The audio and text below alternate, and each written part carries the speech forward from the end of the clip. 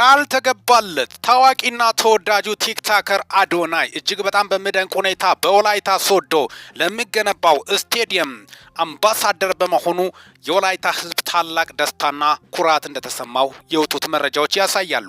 አዶናይ እጅግ አስገራሚነት፣ የዋህነት፣ ደግነቱ በበርካታ ኢትዮጵያኖች በጣም በሚገርም ሁኔታ ብድር በምድር ማለት እንደዚህ ነው። መልካምነት ለራስ ነው። በጎ ስራዎችን እንስራ።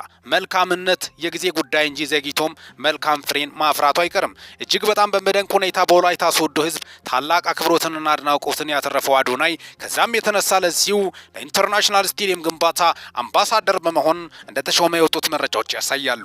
ይህ ያንሷል በማለት በርካቶቹም ደስታቸውን እየገለጹ እንደሚገኙ ጭምርም ነው። አዶናይ በየዋህነቱና በደግነቱ የበርካታ ኢትዮጵያኖችን ትኩረት ሊስብ ችሏል። በአወዛጋቢ ባህሪዎችን በርካታ ኢትዮጵያኖች ሲገረሙ ነበር።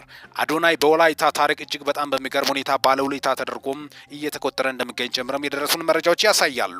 ለአዶናይ ያንሷል እንጂ አይበዛበትም በማለት በርካቶቹ እየገለጹ ይገኛሉ። ሚኪያስ ኢንፎ ሰብስክራይብ በማድረግ ወቅታዊ ነጫጭር መረጃ አግኙ። ሰላም ቆዩልኝ።